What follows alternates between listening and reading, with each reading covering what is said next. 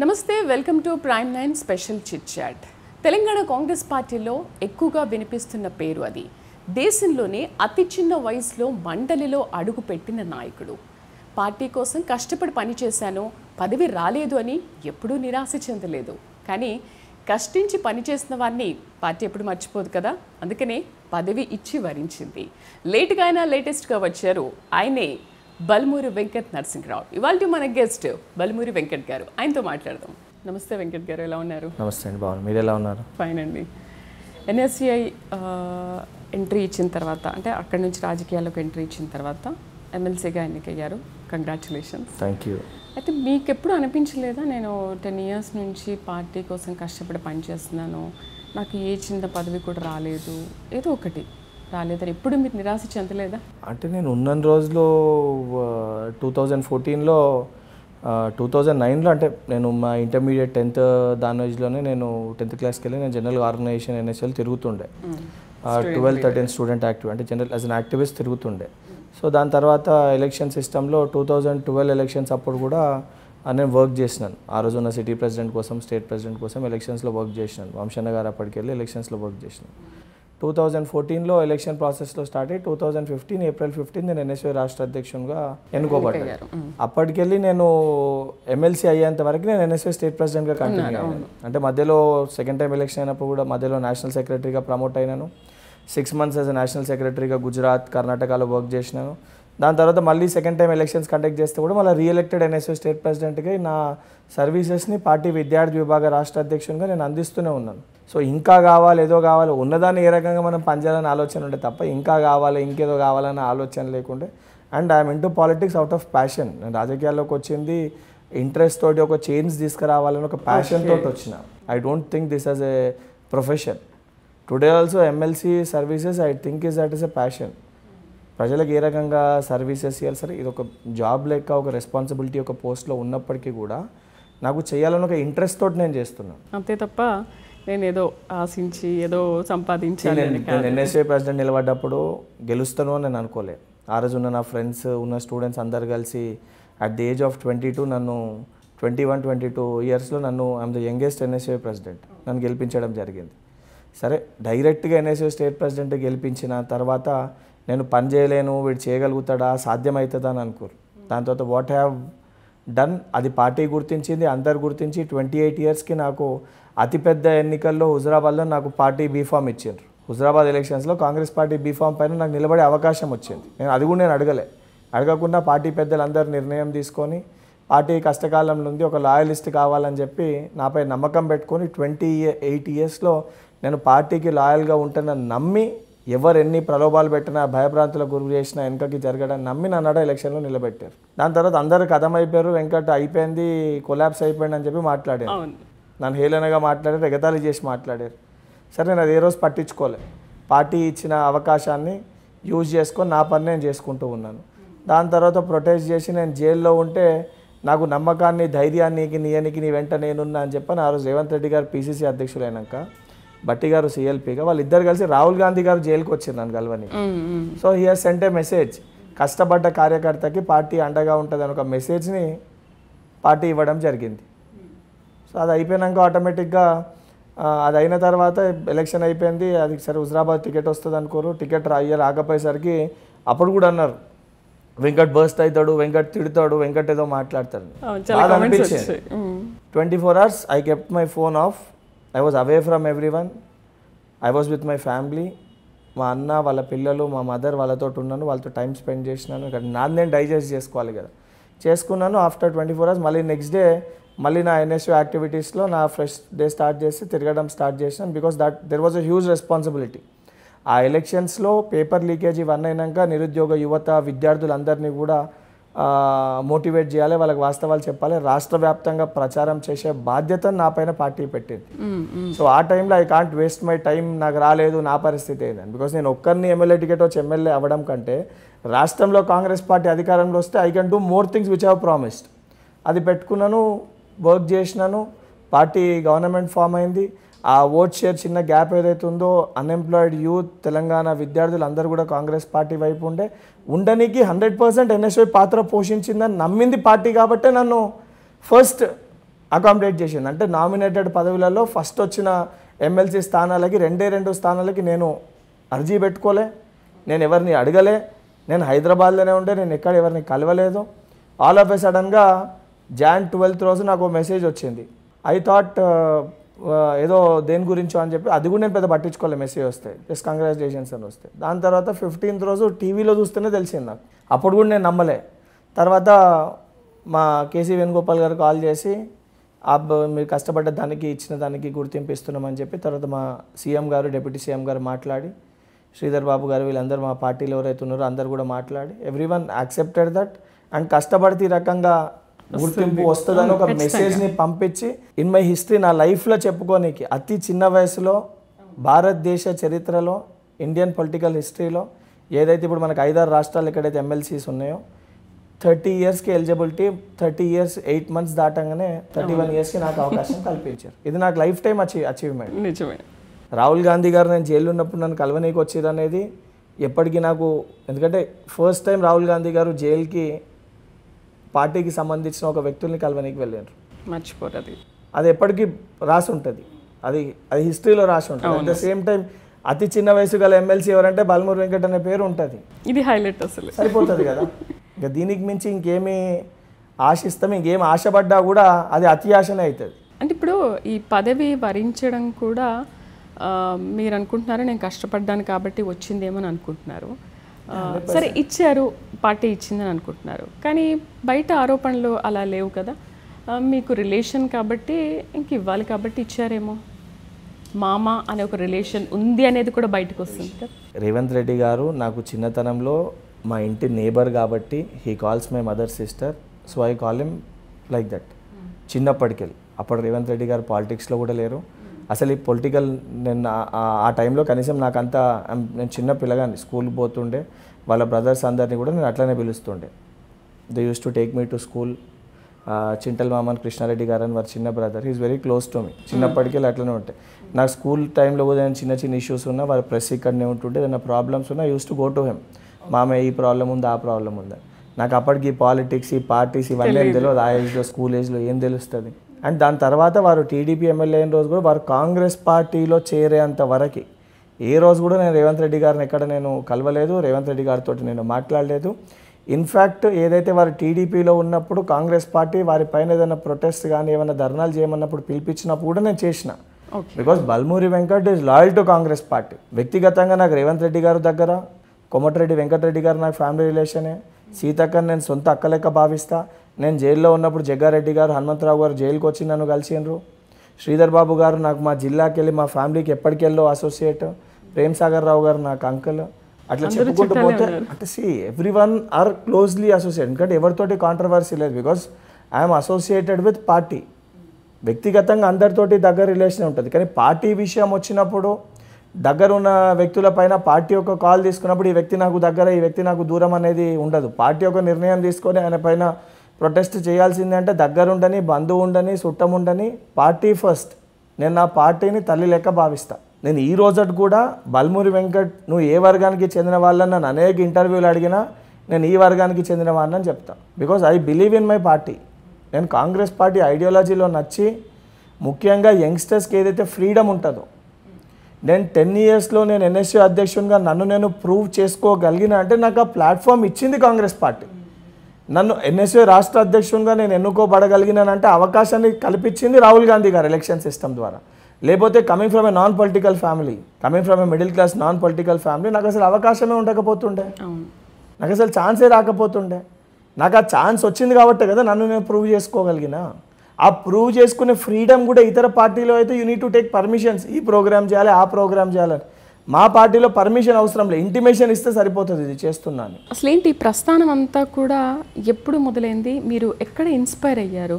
Students అంటే school ఏజ్లోనే స్టూడెంట్స్కి ఉన్న సమస్యల్ని మనం ఇలా సాల్వ్ చేయాలి, మనం కూడా ముందు ఉండాలి వాళ్ళ కోసము అనా, లేకపోతే కాలేజ్ డేస్లోనా? ఎక్కడ స్టార్ట్ అయింది ప్రస్థానం? మేడం ఒకటి, నేను వేరేటోళ్ళ లెక్క ముందుకెళ్ళుంది నాకు ఇవన్నీ ఇట్లుండే అని చెప్పి I don't want to bluff for anything. ఇనిషియల్గా జనరల్గా కాలేజ్ డేస్లో, స్కూల్ డేస్లో ఎవరన్నా కూడా 2 types ఆఫ్ కేటగిరీస్ ఉంటారు. అయితే స్టూడియస్ స్టూడెంట్ లేదా కొంచెం నటోరియస్ స్టూడెంట్, బ్యాక్ బెంచర్. నేను 5th 6th వరకు మా ఫాదర్ ఎక్స్పైరీ కాకముందు వరకు కూడా I was very studious. Okay. I was only confined to my studies. ఒకసారి నా 6th స్టాండర్డ్లో మా ఫాదర్ చనిపోయిన తర్వాత లైఫ్ అంటే ఏంది, యూనో సింగిల్ పేరెంట్ కిడ్గా ఎన్ని ప్రాబ్లమ్స్ని లైఫ్లో చూడాల్సి వస్తుంది, ఎన్ని మాటలు వింటామో అవన్నీ విన్నప్పుడు నాలో కొంచెం చేంజ్ వచ్చి, సరే అటు చదువు పైన అట్ ద సేమ్ టైం అన్ని విధాలుగా మనం లేకపోతే ఇబ్బంది అవుతుందని, తర్వాత ఫ్రెండ్స్ కోసం చిన్నప్పటికి వెళ్ళి కూడా నాకు ఫ్రెండ్స్ అంటే చాలా ఇష్టం. ఫ్రెండ్స్ తోటి కొంచెం ఎక్కువ టైం స్పెండ్ చేస్తాను. ఓకే. ఆ ఫ్రెండ్స్ తోటి, ఎందుకంటే మా అన్నకి నాకు age gap almost 8 years gap. So ఆయనతో నేను ఏది కూడా షేర్ చేసుకోలేకపోతుండే. మదర్కి షేర్ చేద్దామంటే తను బాధపడుతుండే, ఫ్రెండ్స్ తోటే షేర్ చేసుకుంటుండే. సో ఫ్రెండ్స్ తోటి ఆ కనెక్షన్ అనేది కొంచెం ఎక్కువ ఉండే. పిన్ని కొడుకు నాకంటే 6 months, వాడు కూడా నాకు ఫ్రెండ్ లెక్కనే ఉంటుండే. సో ఏది ఉన్నా కూడా ఆ సర్కిల్ ఉండేసరికి ఫ్రెండ్స్కి ఏదైనా ప్రాబ్లమ్స్ వెళ్ళడము, దాని తర్వాత స్కూల్ ఏజ్లో ఈ ఆర్గనైజేషన్స్ వచ్చి బంద్ చేయడము, ఇవన్నీ స్కూల్స్ బంద్ చేసినప్పుడు, ఎందుకంటే ఇలా ఈ పార్టీ బంద్, ఇలా ఆ పార్టీ బంద్ అన్నప్పుడు 10th వచ్చినప్పుడు నాతో ఆ రోజు మా అన్న వాళ్ళ ఫ్రెండ్స్ కొంతమంది NSUIలో ఉండి ఇది సిస్టమ్ అన్నప్పుడు వాళ్ళతో వెళ్ళి కలిసినప్పుడు, పార్టీ మీటింగ్స్ అయినప్పుడు కూడా పోతుండే. వెళ్ళినప్పుడు దూరం ఎన్నో కూర్చుంటుండే, మనకెందుకులే అని చెప్పాను. కాకపోతే ఆ ఏజ్లో నాకు మొబిలైజేషన్ ఎక్కువ ఉంటుండే. కానీ ఫ్రెండ్స్తో సర్కిల్ ఉన్నప్పుడు బైక్ ర్యాలీ చేద్దామని అంటే నాకు నైట్ చెప్తే మార్నింగ్ వరకు 400-500 బండ్లు నేను ఇట్లా అరేంజ్ చేయగలుగుతుండే. బికాస్ ఆ సర్కిల్ పెద్దగా ఉండేసరికి అది ఈజీగా ఉంటుండే. సరే దాన్ని ఎవరు అడిగినా రా అంటే పోతుండే. దాని తర్వాత ఎప్పుడైతే NSUIలో నేను 11-12కి వెళ్ళి కొంచెం NSUIలో తిరగడము, చూడడము, అరే ఈ party structure, election system, students ఎన్నుకుంటారు అనేది అది నాకు కొంచెం ఇన్స్పైర్ అయింది. ఇదేంది, జనరల్గా పార్టీ అంటే ఆ లీడర్ చెప్తే పోస్ట్ ఇస్తారు, ఈ లీడర్ చెప్తే పోస్ట్ ఇస్తారు, వాళ్ళ కొడుకులకే ఇస్తారు కదా, ఈ ఎలక్షన్స్ ఏంది, పిల్లలు ఎన్నుకోవడం ఏందని నాకు కొంచెం నచ్చింది. నచ్చినాక టి పురుషోత్తమరావు గారు అని చెప్పి, హీ వాజ్ ఫార్మర్ మినిస్టర్, నాకు ఫార్ రిలేషన్ అవుతారు. సో నేను ఆ రిలేషన్లోకి కాకుండా జనరల్గా ఆ పెద్ద మనిషి దగ్గర పోయి తెలంగాణ యాక్చువల్గా చిత్రపటాన్ని ఆవిష్కరించింది. తెలంగాణ ప్రజా సమితికి వెళ్ళి 2 times తెలంగాణ ఆ సింబల్ ఏదైతే ఆకుల సింబల్ ఏదైతే ఉందో ఆ సింబల్ పైన కంటెస్ట్ చేసి గెలిచిన వ్యక్తి, అసలైన తెలంగాణ వాది, అసలైన తెలంగాణ ఉద్యమానికి నాంది పలికిన వ్యక్తి. సో వారి దగ్గరికి వెళ్ళి, అసలు హీ నోస్ కంప్లీట్లీ కాంగ్రెస్ ఐడియాలజీతో ఉన్న పర్సన్ ఆయన. వారి దగ్గర వెళ్ళి ఒక 2-3 years వారి దగ్గర గాంధీ పదం అనే దానిపైన వారితోటి వర్క్ చేసినాను. దట్స్ ఏ సోషల్ ఆర్గనైజేషన్ అనొచ్చు, లేదా పార్టీ రిలేటెడ్ ఐడియాలజికల్గా ఉన్న ఆర్గనైజేషన్ అని. సో వారి దగ్గర నేను నేర్చుకున్నాను what is party, what is Congress party ideology, వేరే పార్టీస్కి ఉన్న డిఫరెన్షియేషన్ ఏంది, సెక్యులర్ ఏంది, అవన్నీ వారు నేర్పించారు. దాని తర్వాత ఇన్స్పైర్ అయ్యి I thought to come in to this. సరే to achieve anything we need to be in a position to do all this అనేది actually I thought to contest in NSUI election. తర్వాత కంటెస్ట్ చేసిన తర్వాత student support, అందరి support తోటి I won as NSUI state president అయినాక కూడా ఏం పని చేయాలి, ఎట్లా పని చేయాలని ఇనిషియల్గా నాకు కూడా తెలియదు. ఓకే. దాని తర్వాత ఇష్యూస్ పైన మొదట ఏంది, పార్టీ కాల్స్, ప్రోగ్రామ్స్, అదే పని అని అనుకున్నాను. మీకు తెలియదు అసలు ఏమి, ఎవరికి ఏదన్నా కూడా మనం దిగి నేర్చుకునేంత వరకు తెలియదు. దాని తర్వాత పబ్లిక్ ఇష్యూస్ పైన ఫైట్ చేస్తున్నప్పుడు, ఎస్పెషల్లీ కోవిడ్ టైంలో, when every one was sitting at their home, నాకు Covid, I was affected with Covid. I was the 33rd or 34th patient in Hyderabad. అంటే ఇల్లు మొత్తం ఆ క్వారంటైన్ చేసి ఆ స్టేజ్లో నేను, మా బ్రదర్, నా ఫ్రెండ్స్, మా NSUIలో ఉన్న మా విష్ణు, రితేష్, నలుగురు మేము ఎఫెక్టెడ్ అయితే, మేము వివర్ ఇన్ ద కింద జిమ్ ఉంటుంది, జిమ్లోనే ఉండే, వివర్ స్టేయింగ్, పైకి రావద్దు, క్వారంటైన్ అయ్యి సెల్ఫ్ ఉన్నాం. సో ఆ టైంలో మనకి ఈ పరిస్థితి వస్తే మరి స్టూడెంట్స్ ఇప్పుడు ఎగ్జామ్స్ ఎట్లా రాస్తారు, ఈ పరిస్థితిలో ఎగ్జామ్స్ పెడతా అంటారు గవర్నమెంట్, ఎట్లా మరి దీన్ని ఆపాలి అని చెప్పి ఇట్లనే మా NSUI సోదరులు ఒకరిద్దరు అడ్వైజ్ ఇస్తే కోర్టులో కేసు వేసినాను, ఎగ్జామ్స్ కండక్ట్ చేద్దాం. అరే మనం వేసినామని పిల్లలకి ఎట్లా తెలవాలి, ఇది ఎగ్జామ్స్ పెట్టొద్దని పేరెంట్స్కి తెలియాలి కదా, మరి ఇప్పుడు ప్రెస్ మీట్ పెట్టలేము, ప్రెస్ ఎవరు అయ్యారు, మనం వీడియో తీసినా పోదు అంటే, చలో మనం లైవ్ పెడదాం, సోషల్ మీడియాలో ఫేస్బుక్, ఇన్స్టాలో లైవ్ పెడదాము, ఎట్లా నలుగురం ఉన్నాం కదా అన్న, నువ్వు కూర్చొని నువ్వు మాట్లాడి NSUI జెండా పెడదాము, మేము వీడియో పెడతాము. Then that started. ఒక పోస్టర్ రిలీజ్ చేసి విడుదల చేసినాం, ఒక పోస్టర్ డిజైన్ చేసి. మేము అన్ఎక్స్పెక్టెడ్గా 8,000-9,000 వ్యూవర్స్ వచ్చారు స్టూడెంట్స్, ఏది అది చూడనీకి. దెన్ వీ అండర్స్టూడ్, ఈ రకంగా మనం ఇష్యూ పైన, కాస్ట్ పైన ఫైట్ చేయాలి అని. సరే దీనిపైన మరి పెడితే వినకపోతే ఎట్లా అంటే చెప్పినాము, గవర్నమెంట్ దీనిపైన స్పందించి రియాక్ట్ కాకపోతే మేము ప్రగతి భవన్ ముట్టడి చేస్తాము అని చెప్పి we have sent a message. Anyone didn't expect can we do that ఈ దాంట్లో అని.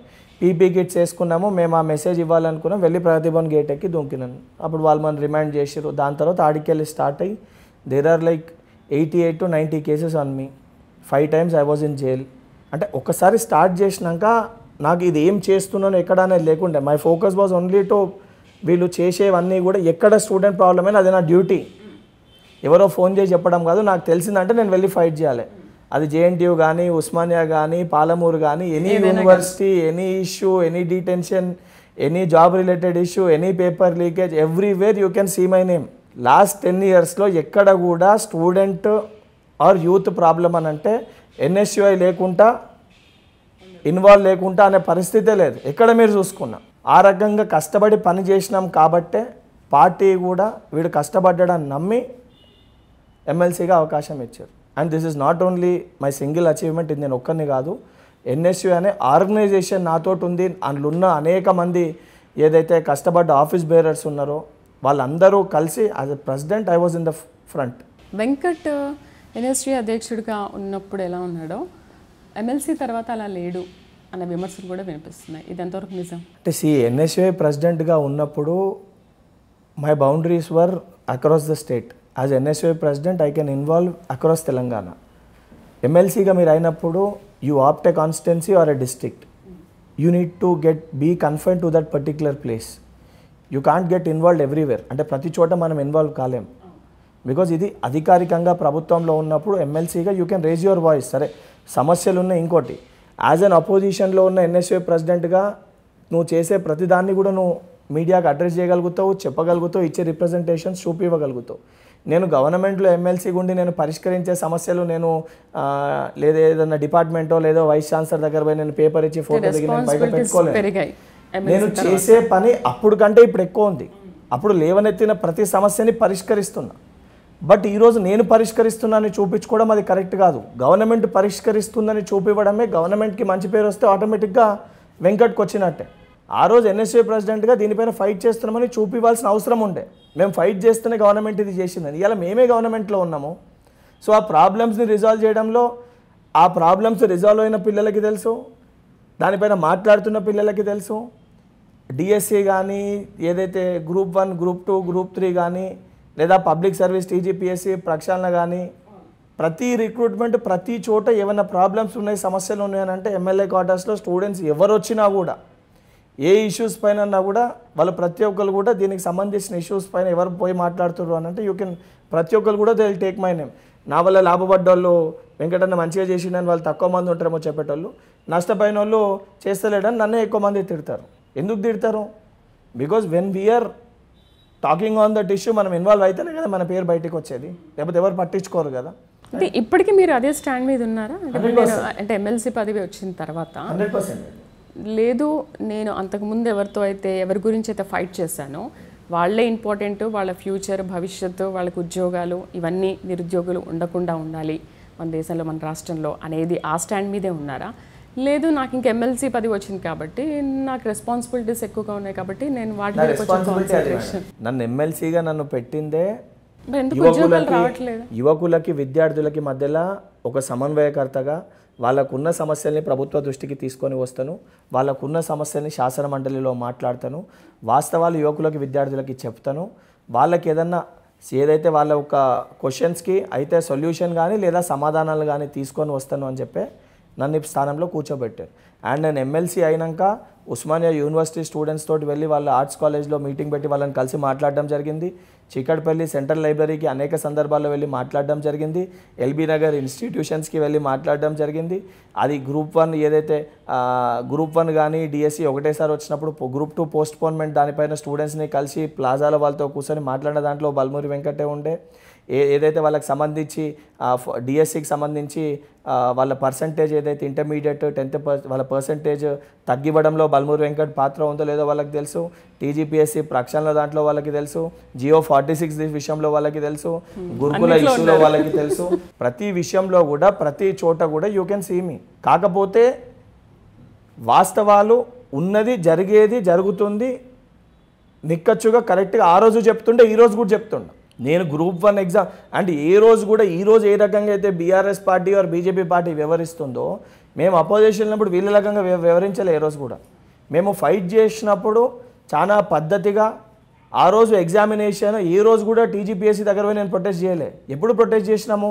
పేపర్ లీక్ అయిందనే విషయం బయటికి వచ్చినప్పుడు దెన్ ఐ కేమ్ ఇన్. అది ఎవిడెన్సెస్తో సహా బయటికి వచ్చినప్పుడు అప్పుడు ప్రొటెస్ట్ చేసినాం. చేసి వాళ్ళు దానిపైన స్పందించకపోతే first we try to approach. ఆ రోజు కేసీఆర్ గారిని కలిసే ప్రయత్నం చేసినాం, దీనిపైన మాట్లాడినాను.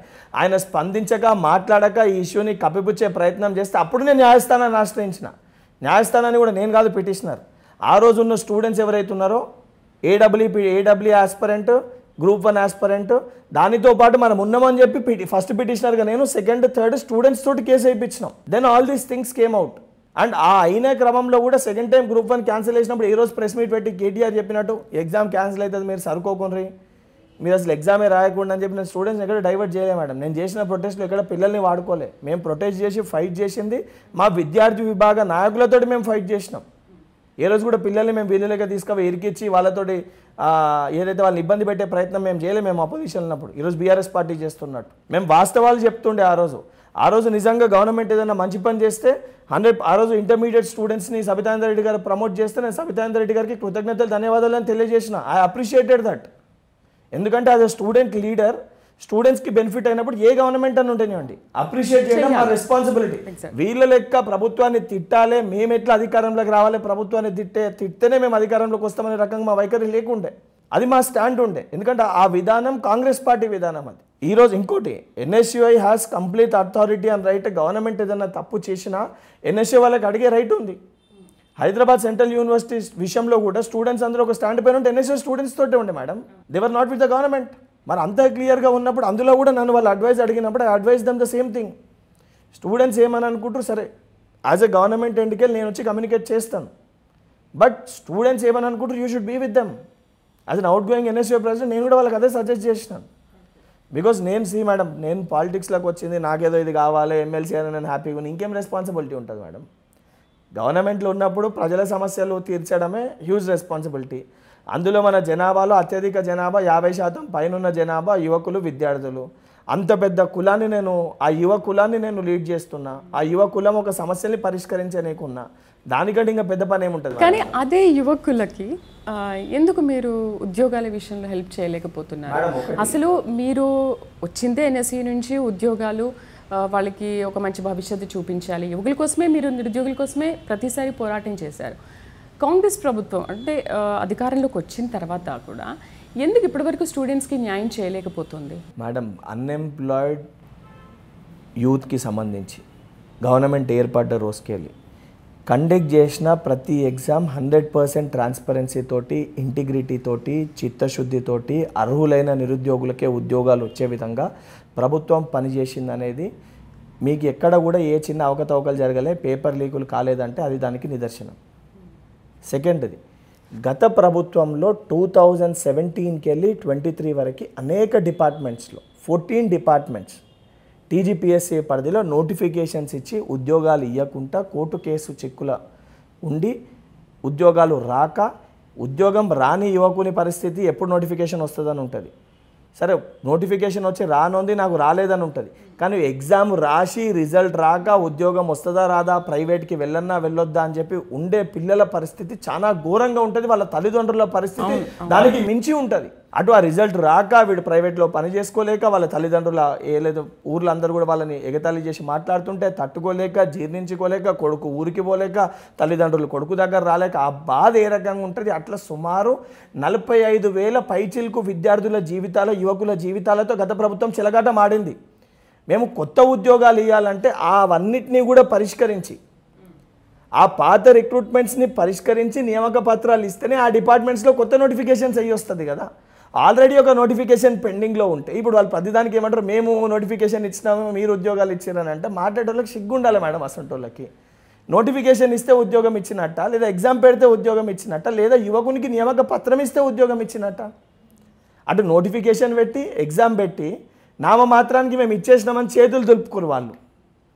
బాధ్యతతోటి ఎవరు నోటిఫికేషన్ ఇచ్చిర్రు, ఎవరు ఎగ్జామ్ పెట్టిర్రు అని పంతాలకి పోకుండా ఈ యువకులకి ఒక భరోసాని ఇవ్వాలని ఒక బాధ్యతతోటి కోర్టు కేసు చిక్కుముడులన్నీ కూడా ముఖ్యమంత్రి గారు చొరవ తీసుకొని ఇమీడియట్గా ఇంటర్వ్యూన్ అయ్యి దానికి సంబంధించి ఏ జియోస్ని తీసుకురావాలి అవి తీసుకొచ్చి సుప్రీంకోర్టు జడ్జిమెంట్స్ని బేస్ చేసుకొని అన్ని కేసెస్ని పరిష్కరించి 90% కేసెస్ని పరిష్కరించి నియామక పత్రాలన్నీ ఆ యువకులకు ఇవ్వడం జరిగింది. ఇచ్చిన తర్వాత ఎస్సీ కేటగరైజేషన్ దాని గురించి అఫీషియల్గా అసెంబ్లీలో జాబ్ క్యాలెండర్ని కూడా ప్రకటించి, తర్వాత ఎస్సీ కేటగరైజేషన్ సుప్రీంకోర్టు జడ్జిమెంట్ వస్తే ఎస్సీ కేటగరైజేషన్ కూడా 3 నెలల ప్రక్రియలో పూర్తి చేస్తామని చెప్పి ఎస్సీ కేటగరైజేషన్ని కూడా కంప్లీట్ చేసి తగిన ఎన్ని వేకెన్సీస్ ఉన్నాయి కూడా అవన్నిటిని ఐడెంటిఫై చేయమని చెప్పి మొన్న జరిగిన అసెంబ్లీ సెషన్స్లో సంబంధించిన డిపార్ట్మెంట్స్ అందరికీ కూడా ఆ వేకెన్సీస్ అన్నిటిని కూడా నోటిఫై చేయండి. అతి త్వరలో మళ్ళీ రివైజ్డ్ జాబ్ క్యాలెండర్ కూడా ఇస్తామని చెప్పి బాధ్యతతోటి ప్రభుత్వం ప్రకటించింది. This is youth related. Students రిలేటెడ్లో డిటెన్షన్ విషయంలో ప్రతి యూనివర్సిటీకి ఒక్కొక్క విధానం ఉంటే విద్యాశాఖని గత 10 ఏళ్లుగా గత ప్రభుత్వం పట్టించుకోక భ్రష్టు పట్టిస్తే ఆ విద్యాశాఖల్ని ప్రక్షాళన చేయాలంటే రెగ్యులర్ మానిటరింగ్ అవసరము. రెగ్యులర్గా మానిటర్ చేయాలని చెప్పని స్వయంగా ముఖ్యమంత్రి గారే విద్యాశాఖ తన దగ్గర పెట్టుకొని గత ప్రభుత్వంలో ఎట్లా డబ్బులు దోచుకోవాలని అటువంటి శాఖల్ని ముఖ్యమంత్రి గారు వాళ్ళ కొడుకులు వాళ్ళ దగ్గర పెట్టుకోరు.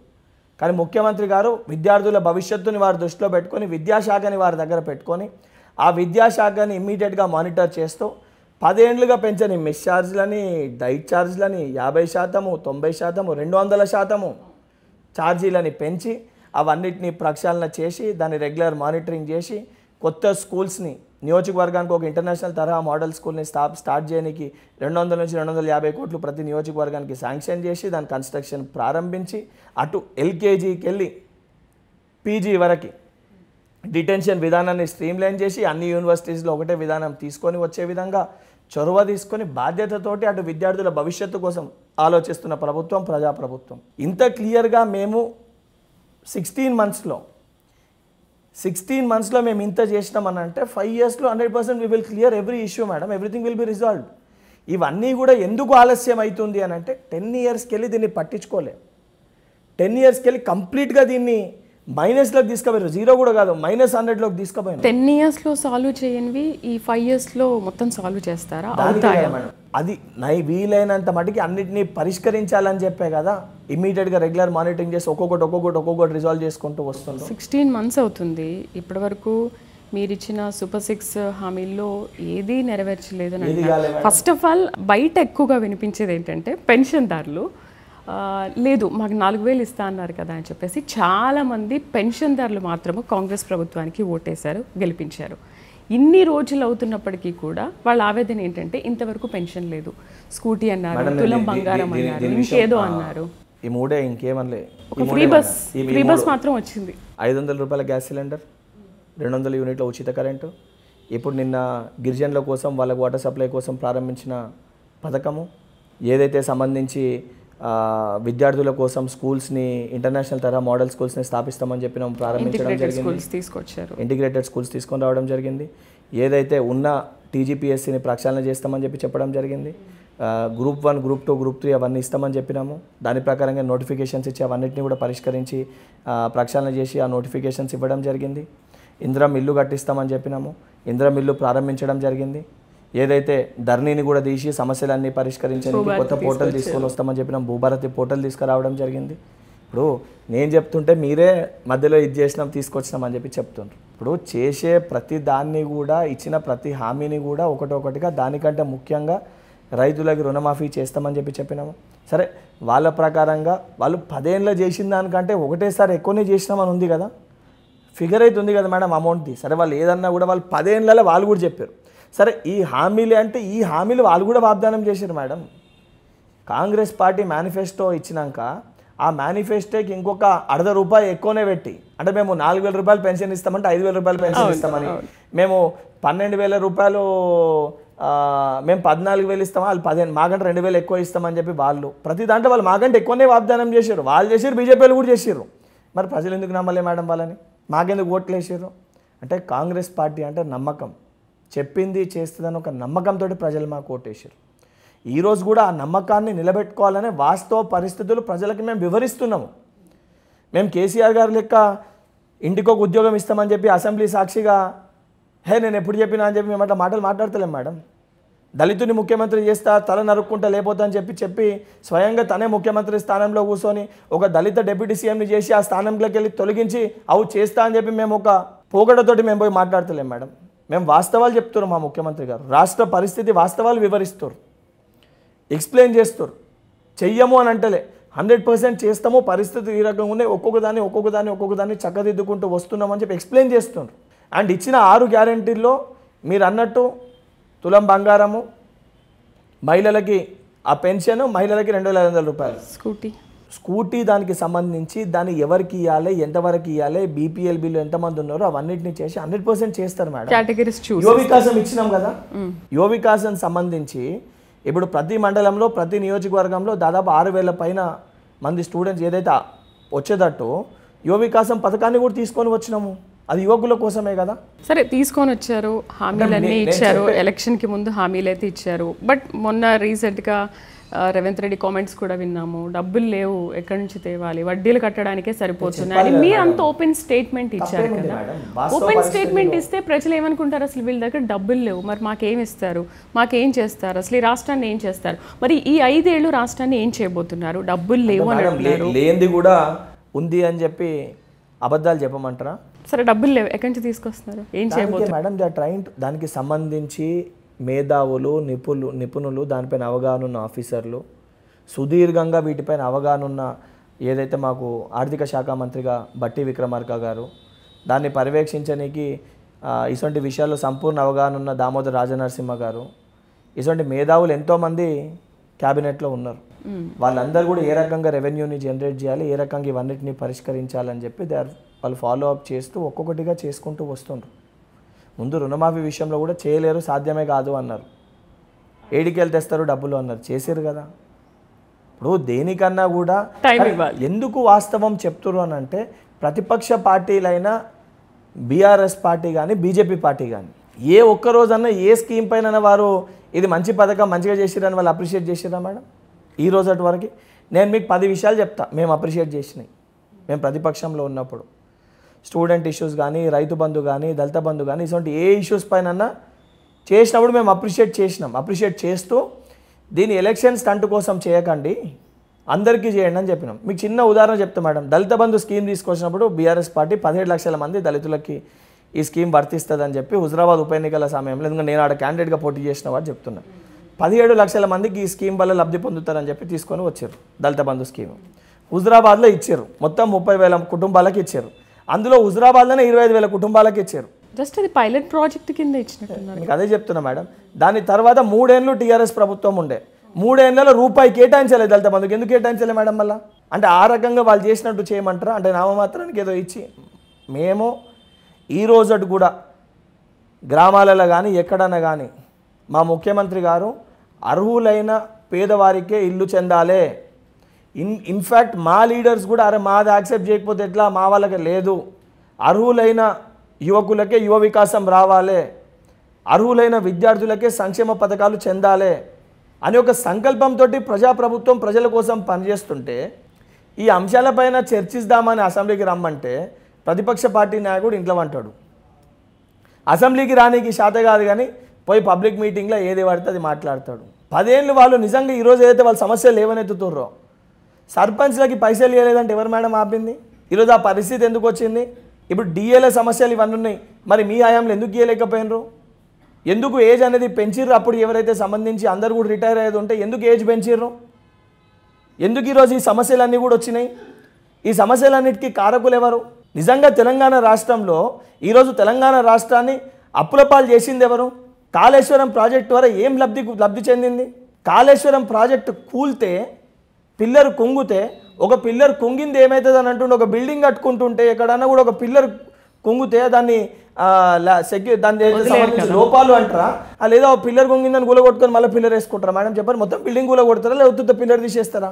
అన్ని వేల కోట్లు ఖర్చు పెట్టి అవగాహన లేకుండా, ఆలోచన లేకుండా, నాకే అన్నీ తెలుసు అనే ఒక అహంకారంతో చేసిన ఒక వైఖరి కాదు నిజంగా ఆ పరిస్థితి. ఇంక ఇప్పుడు మమ్మల్ని అంటారు మీరు ఈ ప్రాజెక్ట్ ఏమైంది, మహబూబ్నగర్లో ఆ ప్రాజెక్ట్ ఏమైంది అని చెప్పి మాట్లాడుతారు. మరి ఇవన్నీ నువ్వు ఎందుకు కంప్లీట్ చేయలేకపోయినావు? ఈరోజు ఇంటికి నీళ్ళు వస్తలేవని అంటున్నావు. నువ్వే కదా సెంట్రల్ గవర్నమెంట్కి రాసినావు, మిషన్ భగీరథ ద్వారా మొత్తం ఇంటింటికి నీళ్లు ఇక్కడ తెలంగాణలో అన్ని ఇళ్ళకి అయిపోయిందని చెప్పి నువ్వే అధికారికంగా రాసి పంపినావు కదా. అసలు ఇంకా మా దగ్గర ఆ సమస్య లేదని. మరి నువ్వు రాసి పంపితే మరి వాళ్ళు ఎందుకు ఆ సమస్య వస్తుంది? నువ్వు చేసింటే ఈరోజు మళ్ళీ ఎందుకు ఆ సమస్య ఉత్పన్నమవుతుంది?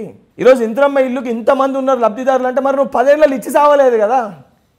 నువ్వు 10 ఏళ్ళలోకి 25% ఇచ్చినా ఈరోజు ఈ పరిస్థితి వచ్చేది కాదు కదా. నువ్వు 10 ఏళ్ళలో ఇయ్యలేకపోయినావు, 10 ఏళ్ళలో కంప్లీట్ మోసం చేసినావు. 10 ఏళ్ళలో నువ్వు చేసింది ఏంటనంటే బావా బమ్మర్దులు షెల్లె ఎవరు ఎక్కువ పోటీ పడి సంపాదించుకున్నామని చెప్పి వీళ్ళకి సరిపోక వాళ్ళ కుటుంబం నుండి 2-3 వచ్చి ఒకటి రాజ్యసభ అని ఇంకోటి అని చెప్పి పదవులు తెచ్చుకొని దోచుకోరు తప్ప తెలంగాణ రాష్ట్రానికి వీళ్ళు చేసింది ఏంటి? ఈరోజు ప్రతిపక్షంలో కూర్చోగానే కవిత గారికి బీసీలు గుర్తుకొస్తారు, శ్రీనివాస్ గౌడ్కి నిరుద్యోగులు గుర్తుకొస్తారు, కేసీఆర్ గారికి రైతులు గుర్తుకొస్తారు. ఇరిగేషన్ శాఖ మంత్రిగా ఉన్న రోజు ఏ రోజు గుర్తుకు రాలే. నువ్వు ఐటీ శాఖ మంత్రిగా ఉన్న రోజు కేటీఆర్కి ఏ రోజు నిరుద్యోగులు గుర్తుకు రాలే. ఏదైతే ఉద్యోగుల గురించి ఉద్యోగ సంఘాలకు వెళ్ళిపోయి ఎమ్మెల్యే మంత్రి అయిన శ్రీనివాస్ గౌడ్కి 10 ఏళ్ళు ఏ రోజు గుర్తుకు రాలే. గౌడన్న సోదరులు పద్మారావు గౌడ్ గారికి ఏ రోజు గుర్తుకు రాలే 10 ఏళ్ళుగా. యాదవ్ సోదరులు తలసాని శ్రీనివాస్ యాదవ్ గారికి 10 ఏళ్ళుగా గుర్తుకు రాలే. ఈరోజు బీసీల గురించి కనీసము పట్టించుకొని మాట్లాడని కల్వకుంట్ల కవిత గారు ఈరోజు ప్రతిపక్షంలో కూర్చోగానే బయటికి వచ్చి నీతి మాటలు మాట్లాడితే దాన్ని ప్రజలు నమ్ముతారా మేడం? అయితే ఏంటి ఇప్పుడు ఒక పార్టీ అంటే ప్రాంతీయ పార్టీ కూడా రాబోతోంది, బావా బామ్మర్దుల మధ్య ఒక పంచాయతీ ఉంది అనేది ఒక విమర్శ వస్తుంది. మీరేమంటారు? మీ కామెంట్ ఏంటి? మేడం వాళ్ళు 1 పెట్టుకొని 10 పెట్టుకొని మాకు దాంతో ఫరక్ పడేది లేదు, దాని గురించి మేము పట్టించుకునేది లేదు. వాళ్ళ కుటుంబ పంచాయతీ, వాళ్ళు తన్నుకుంటారో గుద్దుకుంటారో అవన్నీ పంచాయతీ ఎందుకు? తెలంగాణ సంపదని దోచుకున్న దాంట్లో పంచుకోవడంలో వచ్చిన పంచాయతీ. తెలంగాణ రాష్ట్ర సంపదని 10 ఏళ్ళకి వెళ్ళి దోచుకుండ్రు. నువ్వు ఎక్కువ దోచుకున్నావు, నేను ఎక్కువ దోచుకున్నా అనే దానిపైన పంచాయతీ. నువ్వు ఎక్కువ దోచుకున్నావు కాబట్టి ఇప్పుడు నాకు అవకాశం దోచుకొని కానీ వాళ్ళ కుటుంబంలో వచ్చిన ఒక పంచాయతీ అది. ఆ పంచాయతీ గురించి దానివల్ల తెలంగాణ రాష్ట్రానికి వచ్చేది ఏంటి, మనకు వచ్చేది ఏంటి, దానివల్ల మనకు వచ్చేది ఏంటి, మనకు జరిగే నష్టం ఏంటి, అది వాళ్ళ కుటుంబము కేసీఆర్ తెలుసుకోవాలి. దాని గురించి మాట్లాడడానికి దానిపైన బీజేపీ పార్టీ నాయకులు మాట్లాడతారు, బీజేపీ పార్టీల పంచాయతీ అని వీళ్ళు మాట్లాడతారు. దానివల్ల మనకు వచ్చేదేంది? నీకు ప్రజా సమస్యలపైన మేము ఏదైనా చేసే దాంట్లో తప్పు ఉంటే దాన్ని లేవనెత్తు. నేను అఫీషియల్గా చెప్తున్నా, దాని ఇష్యూ ఏదైనా ప్రాబ్లం ఉంటే రా. 10 ఏళ్లలో మీరు ఏ రోజు మీ ఎమ్మెల్యేలు మీ ఎమ్మెల్సీలు రండి ముఖ్యమంత్రిని కల్పిస్తా అని చెప్పలే. నేను ధైర్యంగా చెప్తున్నా, ఏదైనా ఇష్యూ ఉంది ప్రాబ్లం ఉంది రండి. నువ్వు బీఆర్ఎస్ ఉండని బీజేపీ ఉండని ఏ పార్టీ అని ఉండ, నేను దా సీఎం గారి దగ్గర తీసుకెళ్ళి నేను మాట్లాడిపిస్తా. అది జెన్యూన్ ఇష్యూ అని అంటే గంట సేపట్లో రిజాల్వ్ చేపిస్తాము. ఓకే, ఇది ప్రజాప్రభుత్వము. ఇంత నమ్మకంగా ఇంత బలంగా నేను చెప్పగలిగిన 10 ఏళ్లలో వాళ్ళ పార్టీ ఏ ఎమ్మెల్యే ఏ ఎమ్మెల్సీ నాకు తెలిసి ఏ చోట ఇంటర్వ్యూ కూడా ఉండదు మా ముఖ్యమంత్రిని. కనుక వానికే కలవనీకి ఉండదు కదా, మనం మాట తీసుకొని ఇంకొని కల్పించేది ఎక్కడిది? రైట్. కాంగ్రెస్ ప్రభుత్వం అధికారంలోకి వచ్చిన తర్వాత అవినీతి పరులందరినీ కూడా మేము బయటికి తీస్తాము, అసలు అవినీతి లేకుండా చేస్తాము అని మాట్లాడారు. ఎవరు? స్టార్టింగ్ కేసెస్ వేశారు, ఫోన్ ట్యాపింగ్ అన్నారు, ఈ ఫార్ములా కేసు, ఇవన్నీ ఏదేదో బయటికి వచ్చేసాయి. కాళేశ్వరం ప్రాజెక్టులో అవినీతి కూడా జరిగిందని చెప్పేసి దాని మీద కూడా కమిషన్ వేశామని చెప్పారు. బట్ ఏంటి అంటే వెరీ స్టార్టింగ్లో మాత్రమే ఇవన్నీ చాలా ఊపందుకున్నాయి. ప్రజలు కూడా ఏమనుకున్నారంటే ఓకే కాంగ్రెస్ ప్రభుత్వం చాలా బాగా పనిచేస్తుంది, జరిగిందంతా కూడా బయటికి తీస్తుంది అని. మరి ఇప్పుడు ఏంటంటే చాలా సైలెంట్ అయిపోయారు. ఎందుకు అవన్నీ పురోగతి కనిపించట్లేదు వాటిల్లో? మేడం ఇష్యూస్ బయటికి తీసుకొని వచ్చినప్పుడు ప్రతి దానికి కూడా సంబంధించిన డిపార్ట్మెంట్స్, దానికి ఒక కమిటీ, దానికి ఒక ఎంక్వైరీ, ఒక ప్రొసీజర్ ఉంటుంది. ప్రభుత్వం తీసుకొని వచ్చినప్పుడు దానికి ఒక ఎంక్వైరీ కమిటీ సంబంధించిన ఆఫీసర్స్ని అపాయింట్ చేస్తారు. అపాయింట్ చేసినప్పుడు వాళ్ళు ఆ ప్రాసెస్ని చేస్తూ ఉంటారు. ఆ ప్రాసెస్ జరిగేటప్పుడు మనం ఇంటర్వ్యూని అయ్యి రేపు ఆయన అరేంజ్ చేస్తారు, ఈయన అరేంజ్ చేస్తారు అని 1-2 సందర్భాల్లో చెప్తే చూసినవా కావాలని చెప్పి వీళ్ళు పర్సనల్ వెండేట్ తోటి చేస్తారని వీళ్ళే మాట్లాడతారు. ఆ సంబంధించిన డిపార్ట్మెంట్స్ ఎంక్వైరీ నడుస్తుంది. కాళేశ్వరం దాంట్లో ఆఫీసర్స్ ఎంతమంది సస్పెండ్ అయ్యారు రోజు టీవీలలో వస్తూనే ఉంది. ఈ ఫార్ములా రేసింగ్లో ఏం రకమైన ఎంక్వైరీ నడుస్తుంది అన్నీ కూడా ఆ సంబంధించిన డిపార్ట్మెంట్స్ అధికారికంగా ప్రెస్ నోట్ ఇస్తూనే ఉన్నారు, టీవీలలో వస్తూనే ఉంది. మా సొంటోళ్ళం మేము మాట్లాడితే చూసినవా కావాలని చెప్పి గ్రజ్జు పెట్టుకొని లోపలేస్తారని మాట్లాడతారు. మాట్లాడకపోతే చేస్తలేదని మాట్లాడతారు. ఇప్పుడు అట్లా ప్రశ్నించాలని అంటే దీనిపైన మాట్లాడే బీజేపీ పార్టీ నాయకులను నేను కూడా అనొస్తుంది. జ్యోతిరాదిత్య సింధియాని స్కామ్ చేసిర్రు అని చెప్పి ఈడీకి పిలిచారు, హేమంత్ బిశ్వా శర్మని పిలిచారు. ఒకడు కేంద్ర మంత్రిగా ఉన్నాడు, ఒకడు ముఖ్యమంత్రిగా ఉన్నాడు. ఎంక్వైరీ ఏమైంది మేడం? అటెక్కింది. అట్లా ఆరోపణలు చేయాలంటే మేము ఆ రకంగా కాకుండా బాధ్యతతోటి ఏదో నామమాత్రానికి తీసుకుపోయి ఆయన కదా కేసీఆర్ కదా రేవంత్ రెడ్డి గారిని లోపల పెట్టాలని డ్రోన్ కేసులో పంతంతో కేవలం తీసుకొని లోపల పెట్టి ఆ రకంగా మేము వ్యక్తిగత కక్షలతోటి మేము పనిచేయం మేడం. మాకు వ్యక్తిగత కక్షల కంటే కూడా ప్రజలకి మెరుగైన పరిపాలన అందించి ప్రజల సమస్యల్ని పరిష్కరించాలనేది మా ఫస్ట్ ప్రయారిటీ. నన్ను ఆయన ఇబ్బంది పెట్టింది కాబట్టి నేను అధికారంలో వచ్చిన నేను ఆయన ఇబ్బంది పెట్టాలనే రకంగా మా ముఖ్యమంత్రి గారికి ఉంటుంది, మా పార్టీలు ఎవరికి కూడా ఉండదు.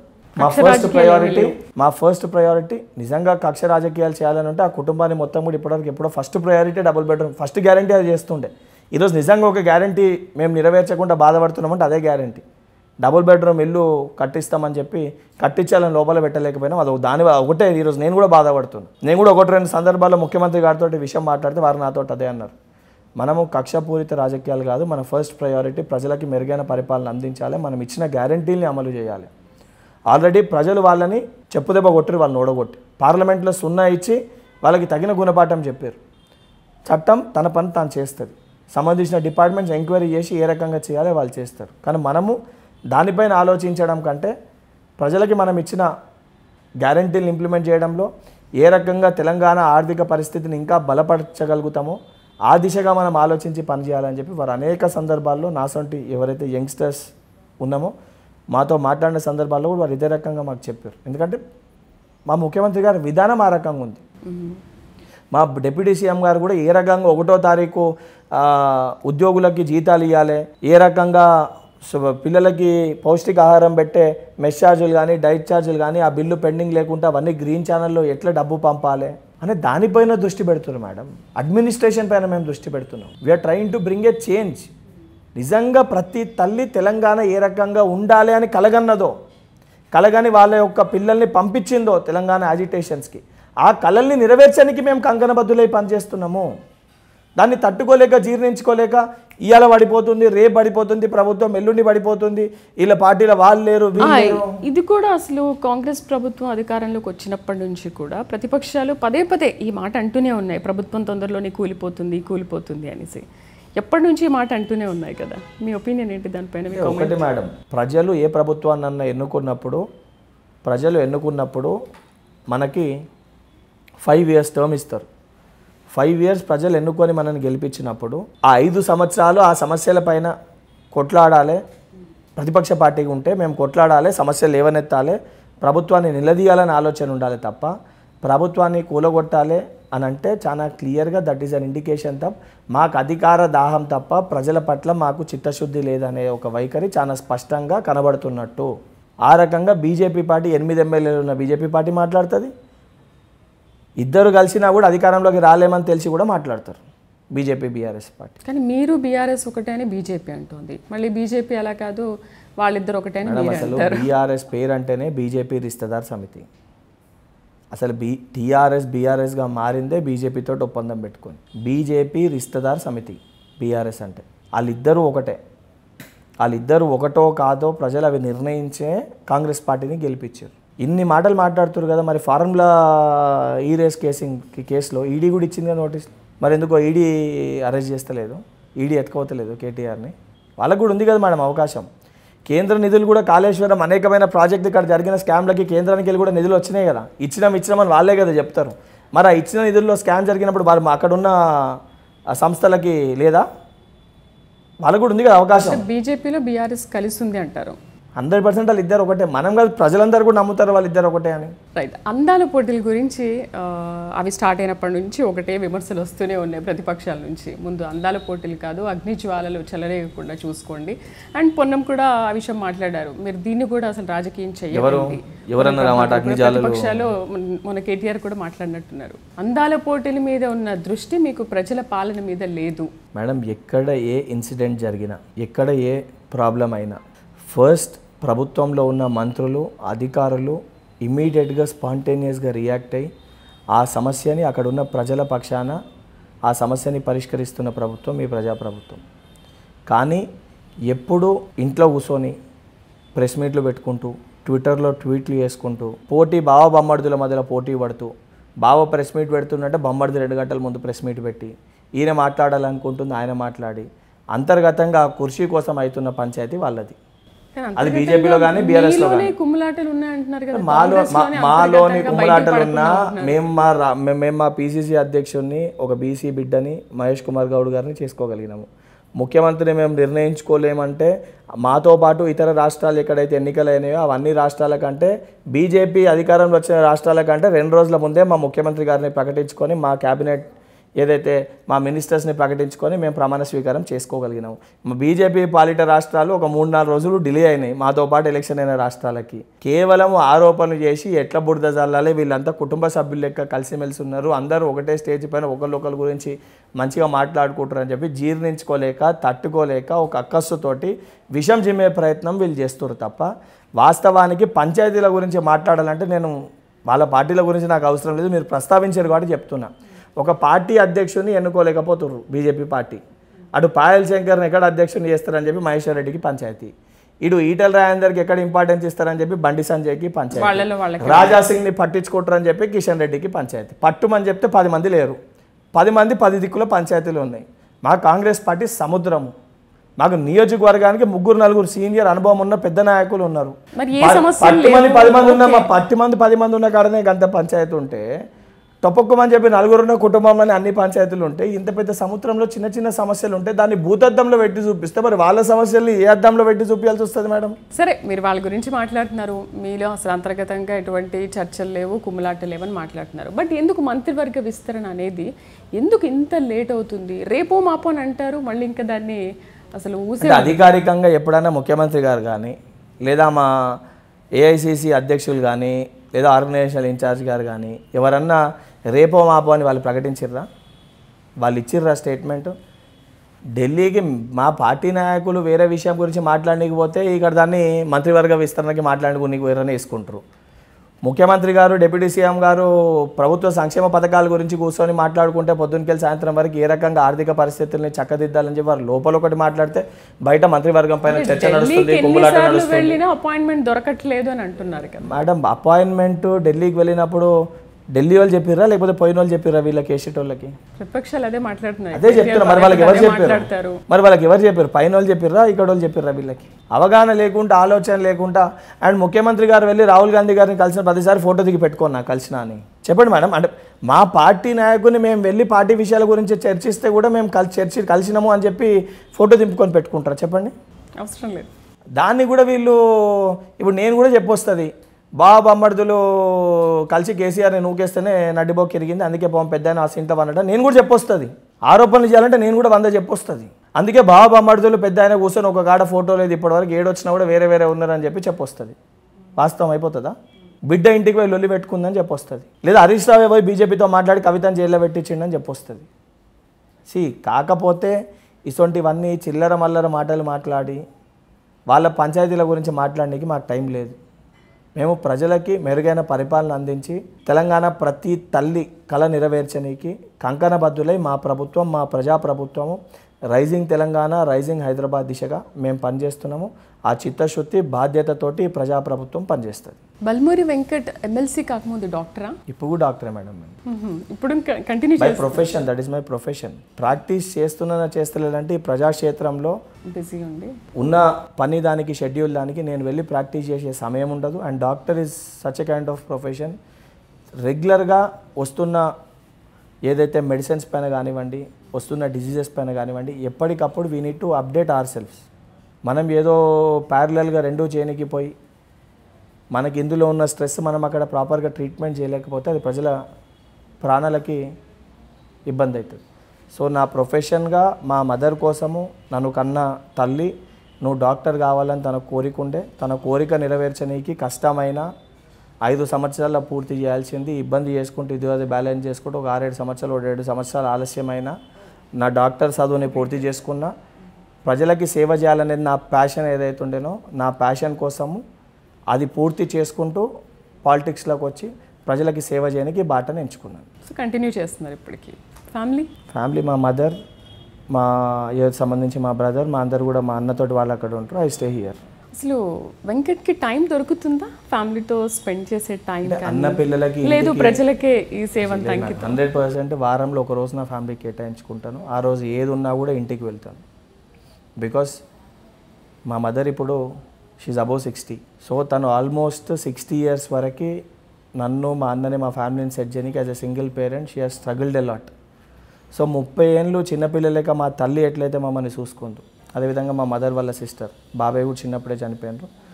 సో వాళ్ళని నెక్స్ట్ వాళ్ళ 30 years కూడా 60 years తర్వాత వాళ్ళని అదే రకంగా పిల్లల లెక్క చూసుకునే ఒక బాధ్యత కొడుకులుగా మా పైన ఉంది.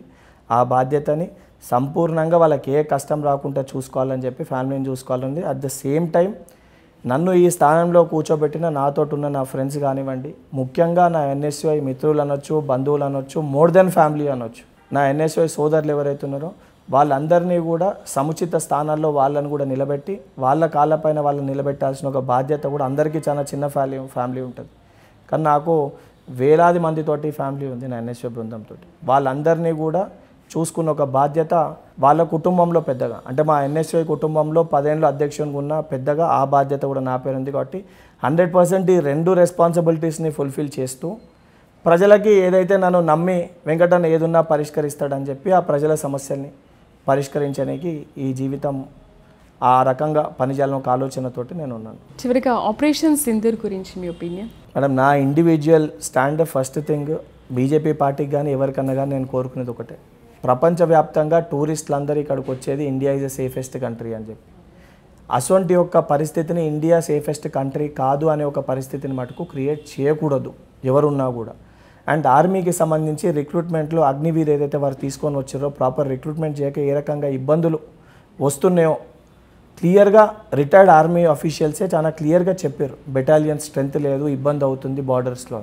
సో అటువంటి వాటిపైన పంతాలకి పోకుండా Bharatiya Janata party or BJP government పునరాలోచించి ఆర్ ఎన్డీఏ గవర్నమెంట్ పునరాలోచించి ఆ సమస్యల్ని పరిష్కరించాలి. ఇటువంటిది ఇంకోసారి రిపీట్ కావద్దు.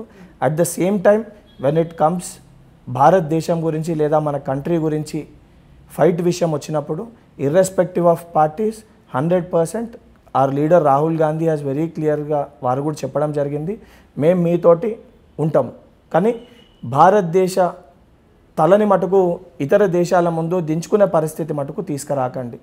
Any kind of fight apart from politics మీతోటి మేము ఉంటాం అనే ఒక క్లియర్ స్టేట్మెంట్ కూడా పార్టీ పరంగా మేము ఇవ్వడం జరిగింది. కానీ అందులో ఆ విషయంలో ఆ పరిస్థితి కానీకి కారణము భారతీయ జనతా పార్టీ తప్పున్నది, దానిపైన కూడా వాళ్ళు మాట్లాడాలి. ఎందుకనంటే అది మినీ స్విట్జర్లాండ్ అని చెప్పి మనకి తెలుసు. సమ్మర్ టైంలో టూరిస్టులు అక్కడికి వెళ్తారని తెలుసు. అక్కడికి 4 టెర్రరిస్టులు వచ్చి కాల్చి మన వాళ్ళని చంపేసి వాళ్ళు వెళ్ళిపోతే ఇప్పటివరకు వాళ్ళని పట్టుకోలేకపోయారు అంటే దట్ ఈస్ అక్కడ సెక్యూరిటీ లేదు. అది ఎవరి తప్పు? దానిపైన కూడా మాట్లాడాల్సిన అవసరం ఉంది. కాకపోతే దానిపైన మొదట్లో ఎందుకు మాట్లాడలేదని అంటే మన దేశ భద్రత విషయము ఇతర దేశాలు మన పైన మాట్లాడుతున్నప్పుడు మనం అందరం కలిసికట్టుగా ఉండాలనే ఉద్దేశంతో మాట్లాడలేదు. కానీ అంతర్గతంగా పార్లమెంట్ సమావేశాలు పెట్టినప్పుడు ఆర్ అసెంబ్లీ సమావేశాలు పెట్టినప్పుడు 100% ఆ విషయాలపైన చర్చిస్తాం. ఎందుకు చేయలేకపోయినారు? ఆడున్న ఫోర్సెస్కి ఏమి ఇబ్బందులు అయినాయి, వాటిని ఎందుకు మీరు తీర్చలేకపోయినారు? So even that thing needs to be rectified. Finally యూత్కి మీరు ఇచ్చే మెసేజ్? యువకులు ఎవరన్నా కూడా వాళ్ళ ఫోకస్ ఏదైతుందో ఆ ఫోకస్ పైన కాన్సన్ట్రేట్ చేసి వాళ్ళ ఇంట్రెస్ట్ ఉన్న ప్రొఫెషన్లో ప్యాషన్ తోటి వర్క్ చేయాలి. అండ్ 100% ఈ ప్రజాప్రభుత్వంలో మీ కోరికలన్నింటినీ నెరవేర్చనీకి, మీకు మెరుగైన విద్యను అందించనీకి, విద్యతో పాటు మీ కాళ్ళపైన మీరు నిల్చునే విధంగా ప్రభుత్వంలో ఉన్న ఉద్యోగాలన్నింటినీ అవకాశాలని కల్పిస్తూ ప్రభుత్వంలో ఉద్యోగ అవకాశాలతో పాటు ప్రైవేట్ రంగంలో కూడా అత్యధిక అవకాశాలు కల్పించే దిశగా ప్రజాప్రభుత్వం గౌరవ ముఖ్యమంత్రి రేవంత్ రెడ్డి గారు, ఉప ముఖ్యమంత్రి బట్టి విక్రమార్క గారు, ప్రజాప్రభుత్వం కాంగ్రెస్ ప్రభుత్వం ప్రతి ఒక్క యువకునికి అండదండగా ఉంటుందని చెప్పి ప్రతి ఒక్క యువకులకి మాటిస్తున్నాను, తెలియజేస్తాను. రైట్, థ్యాంక్ యూ వెంకట్ గారు, మీ వాల్యుబుల్ టైంని మా కోసం స్పెండ్ చేశారు ఇవాళ ఒక 1 hour. Thank you very much. ఇది వాళ్ళ ప్రైమ్ 9 స్పెషల్ చిట్ చాట్. మరొక గెస్ట్తో మళ్ళీ కలుద్దాం. నమస్తే.